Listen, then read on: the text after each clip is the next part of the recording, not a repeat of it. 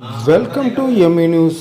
అనకాపల్లి జిల్లా నర్సీపట్నం నియోజకవర్గం నర్సీపట్నం మున్సిపాలిటీలోని నర్సీపట్నం ఎమ్మెల్యే వైఎస్ఆర్సీపీ పార్టీ అభ్యర్థి పెట్ల ఉమాశంకర్ ఆధ్వర్యంలో ఈరోజు నర్సీపట్నం మున్సిపాలిటీలోని 1వ వార్డులోని గడప గడపకు తిరుగుతూ రేపు జరగబోయే ఎన్నికల్లో వైసీపీ పార్టీ ఫ్యాన్ గుర్తుపై ఓటు వేసి అత్యధిక మెజార్టీతో గెలిపించాలని కోరారు. ఈ సందర్భంగా మాజీ మంత్రి చింతకాయల అయ్యన్న పాత్రుడిపై తీవ్ర విమర్శలు చేశారు. అయ్యన్న ఆధ్వర్యంలో నారావారి లిక్కర్ స్కామ్ 1994లో జరిగిందని, తాళపాలెం వద్ద వైన్స్ యొక్క బెవరేజ్ ఏర్పాటు చేయడం జరిగిందని, దాని ద్వారా మద్యం వ్యాపారం చేస్తున్నారని, అదేవిధంగా 200 ఎకరాలతో రిసార్ట్స్ ఏర్పాటు చేసుకోవడం జరిగిందని, అంతేకాకుండా బోల్డెన్ భవనాలు ఉన్నాయని, గతంలో 1994లో నర్సీపట్నం ప్రజలు జీపులకు కొని ఇచ్చారని, అయ్యన్నకి ఆ టైంలో ఏమీ లేదని, ఈరోజు అయ్యన్న ఒక్కొక్క ఇంటికి ఒక్కొక్క జీపు కొనే పరిస్థితిలో ఉన్నారని, అంత అవినీతి చేశారని మాజీ మంత్రి చింతకాయల అయ్యన్న పదవిపై తీవ్ర విమర్శలు చేశారు. ఈ కార్యక్రమంలో చింతకాయల సన్యాసిపాత్రుడు డాక్టర్ లక్ష్మీకాంత్ మరియు వైఎస్సీపీ నాయకులు, కార్యకర్తలు పెద్ద ఎత్తున పాల్గొన్నారు. ఇటువంటి మరిన్ని కార్యక్రమాలు చూడటానికి ఈ న్యూస్ ఛానల్ సబ్స్క్రైబ్ చేయండి, లైక్ చేసి షేర్ చేయండి. Please subscribe to ME news.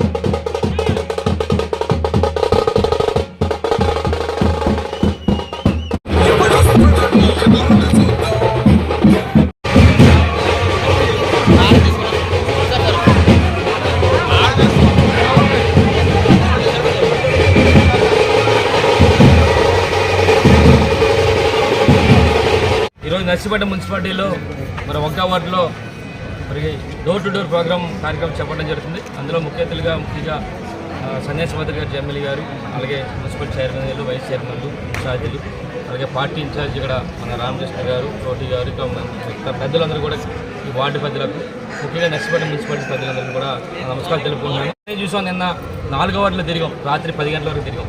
అంటే ఎంత విపరీతం అంటే బ్రహ్మాండంగా జగనన్న ముఖ్యమంత్రి చేసుకోవాలని చెప్పి ప్రతి ఒక్కరు కూడా ప్రతి ఇంటి దగ్గర నుంచి కూడా బయటకు వచ్చి మరి జగనన్న ముఖ్యమంత్రి చేసుకుంటారని చెప్పి పెద్ద ఎత్తున నిరాధనలు పలికారు రాత్రి కూడా.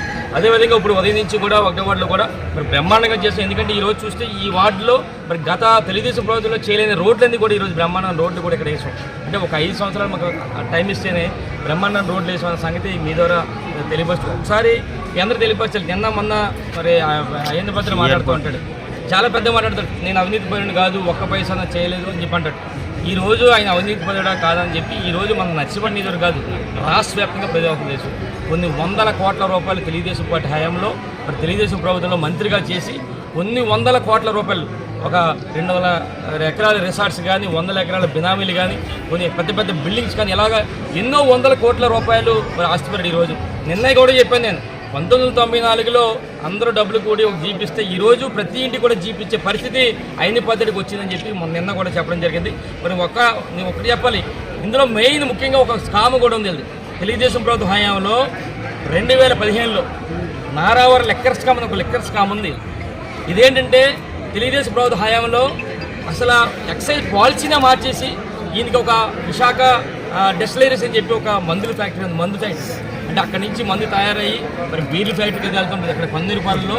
మరి ఆ రోజు 5 సంవత్సరాల కాలంలో సుమారుగా 1300 కోట్ల రూపాయలు మన రాష్ట్ర ప్రభుత్వానికి నష్టం చేసే విధంగా చంద్రబాబు నాయుడు ఈయనకి మరి కొంతమందికి మరి ఈ విధంగా చేసి సుమారుగా 100 కోట్ల రూపాయలు ఆ రోజు దోపిడీ చేసిన దోపిడీ దొంగ ఈ అయ్యన్న పద్ధతి అని చెప్పి సందర్భంగా తెలియపరుస్తాను. అంటే ఇలాంటి స్కాములు చేసి పెద్ద చేసి ఈరోజు పెద్ద కబుర్లు చెప్తుంటే మాకు చాలా సిగ్గేస్తుంది.